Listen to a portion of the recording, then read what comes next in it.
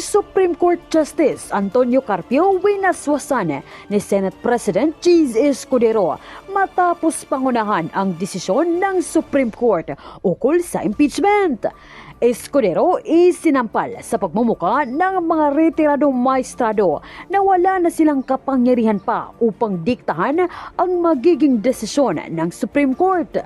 Pero bago ang lahat, kung hindi pa kayo nakapag-subscribe sa channel na ito, please do subscribe para mas maging updated pa kayo sa mga susunod kong mga videos. Hindi nga makaimik pa si dating Supreme Court Justice Antonio Carpio matapos gantihan ni Senate President Cheese Escudero sa banat nitong isang malaking abuso umano sa kapangyarihan kung walang mangyayaring trial ukol sa impeachment laban kay VP Sara. Dahil sa pangyayaring ito, hinukay ni Escudero ang magkaparehong pangyayari noon kay Mercy Gutierrez na kung saan wala man lang angal si Carpio, hindi katulad sa sitwasyon ngayon ni VP Sara na panay putakti ito. Narito ang pananalampak ni Escudero. Nagkakaroon din kasi, sir, ng mga apprehension or mga agam-agam na hindi yung actual na trial, yung nakikita natin na paglilitis kagaya sa korte. Gigil na gigil lang sila. Sorry. Yeah. Hindi ko trabaho. Pawiin 'yon. Nanggigigilan talaga sila dahil yung proseso, ulitin ko. Gaya ng sinabi ko nung nagsimula tayo kanina. Lahat ng sinabi ko naman nung Pebrero pa lang pag-file, nagawa lahat 'yon ng Senado, kaya lang kulang na talaga yung panahon. And then, so may nagsasabi din kasi like former Justice Carpio, sinasabi na niya na kung hindi magkakaroon ng trial, that would be grave abuse of discretion kung sakaling i-dismiss ng impeachment court. Hindi para sa akin na patulan si Justice Carpio. Hindi ako sangayon sa sinasabi niya. If we're talking precedents, nasan siya ba't hindi siya nagreklamo nung dinismiss ng Senado yung impeachment complaint laban kay Mercy Gutierrez nang hindi kinoconvene ng impeachment court? There is that precedent done by the Senate. Hindi ko sinasabing tama yun, pero ginawa na yun ng Senado noon. Nasaan siya nung nagreklamo? Ba't hindi siya nagreklamo noon? Tulad ng kasing sigasig ng pagrereklamo niya ngayon. Baka sitting justice or judge pa siya at that time. Hindi lang siya, pati yung iba siguro. O bakit tila hindi nila maalala yun, papuntong yun.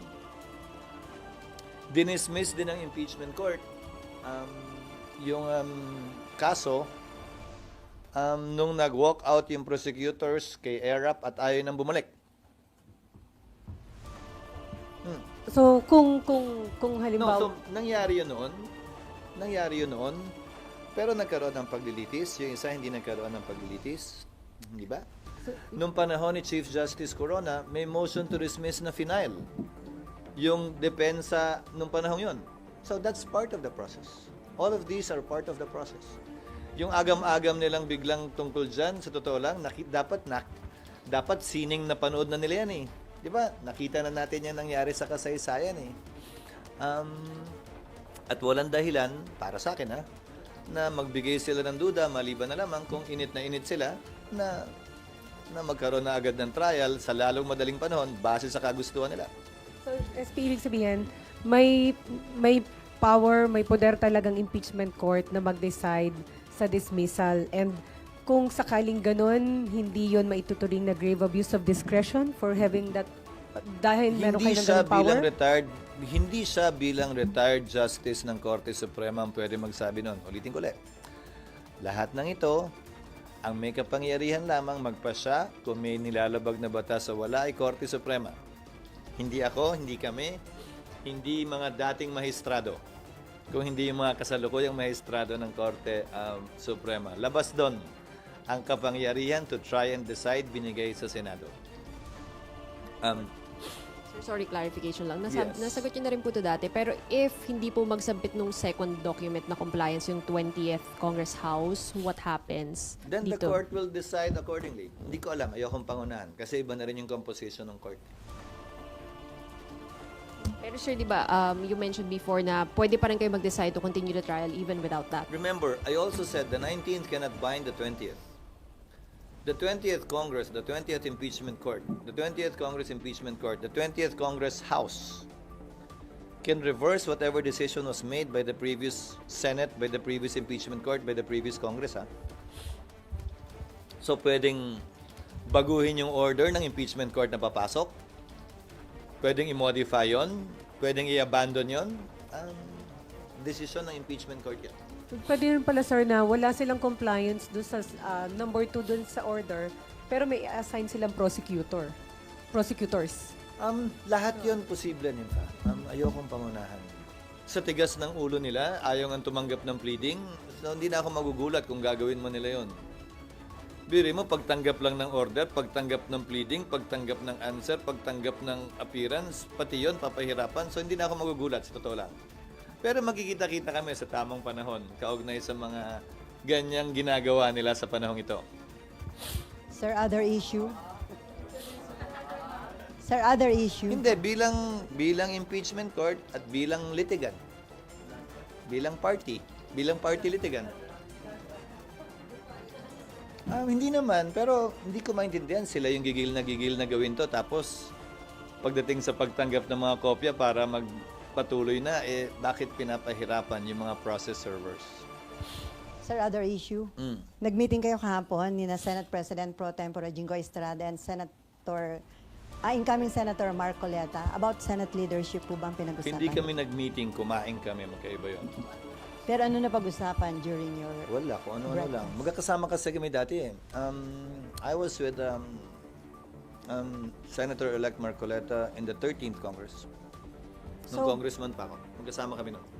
So si Senator Jinggoy nag-ayos nung pagkikita at pag-uusap dahil matagal nagkasama din sila ng kampanyahan ng 2022.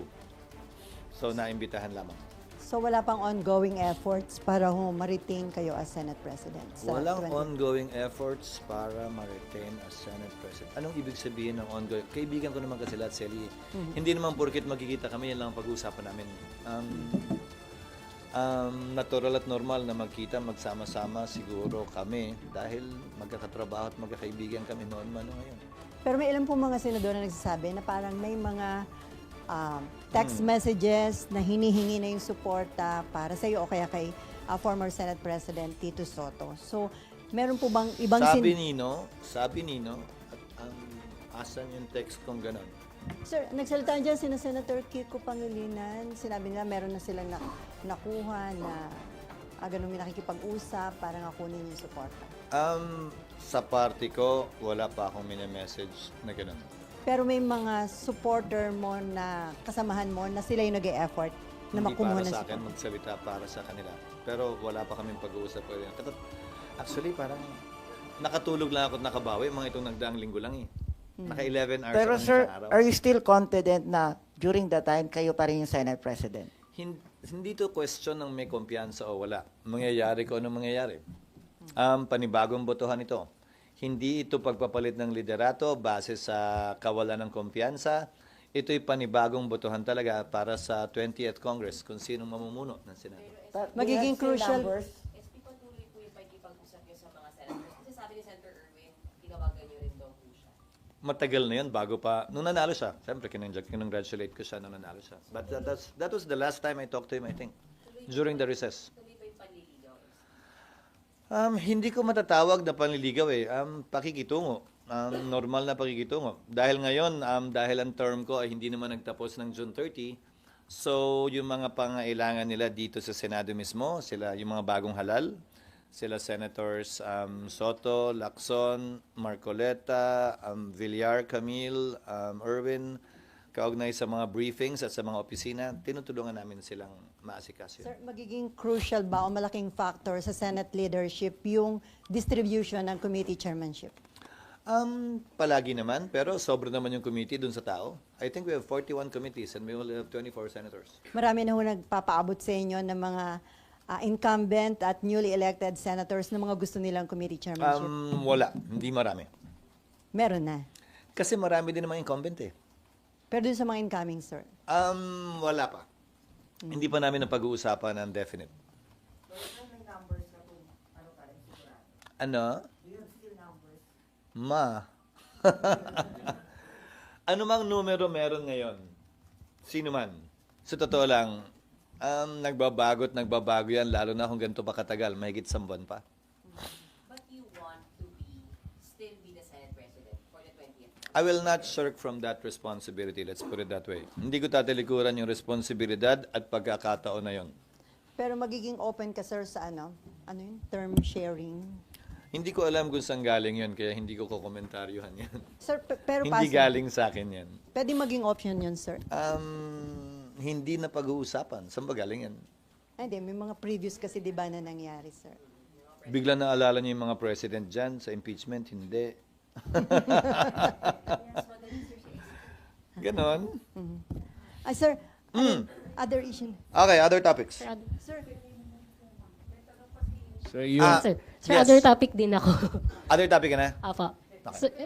Ay, Kuya Raymond. yung usap-usapan kasi yung supposedly nag-release ng 150 billion daw na pork barrel para sa mga senators.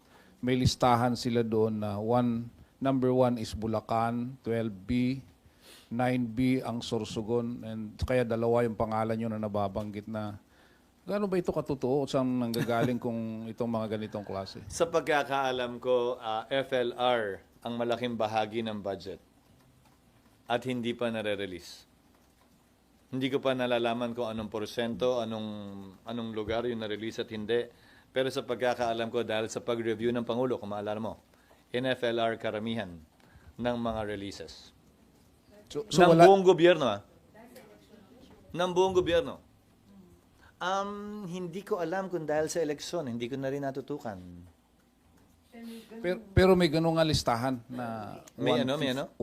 may ganun talaga na list na up to 150 billion for senators. Hindi ko rin alam. Hindi ko rin alam kung saan nakuha yung total na yon. May mga proposed amendments ang mga senador at ang mga mambabatas sa Kamara man o sa Senado na dumaan sa proseso ng amendments. Kung saan mang lugar yon, nakalagay naman sa budget lahat yon. Sir, other topic. Ngayon, kung na-release o hindi, DBM siguro makakasagot nun. Hindi ko alam. Hindi ako updated. Kasi hindi automatically released eh. Hindi ka mukha ng dati. Ngayon, kailangan ng saro. Sir, other topic. Yes. Meron ding mga panawagan to suspend yung mga oil taxes. Tapos pero sabi ng DOE, only Congress can do that. Wala po ba? Pabor ako dyan noong paman. In fact, yung original version ng train law na i-final, ang pinanukala ko ay bigyan ng standby authority and Department of Finance na babaan yung value-added tax na pinapataw sa petroleum products. Bakit? 12% ang VAT. Pag tumaas yung presyo ng langis, halimbawa, mula $40 patungong $100, edi magkakaroon ng malaking kita dahil percentage tax yung VAT ang gobyerno.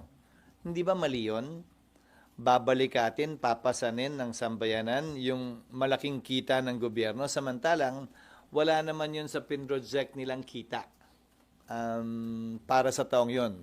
Kung hindi ako nagkakamali, ang projected na presyo ng crude oil ay nasa $40 to $60 for 2025.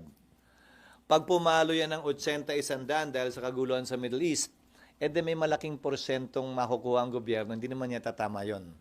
So, babalik, mumungkahin namin muli yung standby authority na yan sa pagpapasok ng Kongreso. Yung adjustment ng excise tax, which is a fixed amount, binigyan namin sila ng standby authority pero for 2 years lang. Tapos na yon. Nag-lapse na yun noong 2020. So, kailangan ng panukalang batas nga para magawa yun. Hindi, yung train law. Yung train law. pero sir, may panawagan din na i-abolish na yung oil deregulation law. Considering yung situation ngayon na tumataas ang presyo na langis dahil sa Israel conflict. Kada tumataas naman ang presyo, ang panawagan ay i-abolish yan, pero pag bumababa yung presyo at sa mahabang panahon naman mababa, nakakalimutan din naman. So siguro ang kailangan natin gawin ay maglagay ng mga mekanismo, makinarya tulad ng standby authority na binanggit ko, na makaka-adjust tayo kapag may mga panahon tulad nito na tumataas yung presyo ng langis. Sir, patanong lang po ito ng COMELEC reporter Yes. namin. Hingi lang po na reaction dun sa BARM Parliament Government Courtesy Resignation dun sa mga ministers and agency heads. Tsaka tingin niyo po ba makaka-apekto raw ito dun sa upcoming parliamentary elections sa October? Hindi pa naman. Malayo pa naman yung Oktubre. Tingin ko ginawa ito base sa nabasa ko dahil sa mga reklamo at hindi kontento si Sammy, yung kasalukuyang Chief Minister, sa performance ng kanyang mga gabinete. Kung maalala mo, nagpalit ng Chief Minister pero hindi naman pinalitan yung mga gabinete niya. So marahil oportunidad to para talagang mapatakbo niya ayon sa ninanais niya yung BARM. Sir, sa June 30, pwede na mag-file ng mga pet bills and resolution yung mga senators. Paano po yung magiging sistema? Di ba dati nag-uunahan para yung kanilang bilang number 1 sa listahan? Ginawa namin drawing of lots.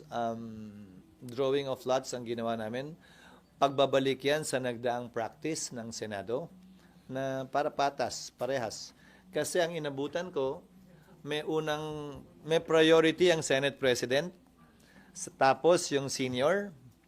Ang problema mo, primus inter pares, o pareho lang naman ako dun sa iba. So para sa akin, drawing of lots na lang, hindi ako dapat mabigyan ng prioridad. Pangalawa, pagdating naman dun sa mga senior, sa dami ng beses bumabalik yung mga dating naging senador, kailan pa magiging senior yung mga bago.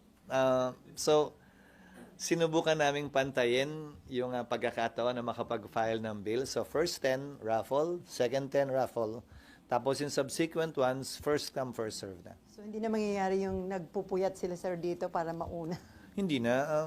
Yung unahan lang. Lamangan, unahan, hindi na. Ulitin ko, dati kasi nga, Senate President, ang rule na inabutan ko last Congress, Senate President ang may first crack to submit 10 or 20 bills, followed by yung pinaka-senior na kinocompute base sa bilang ng term na napagsilbihan na. Mula't-mula. So, ang mangyayari nga nun, yung mga bago, kahit na re-elect, parang hindi na sila, never sila makakaabot doon. Hindi ba? On your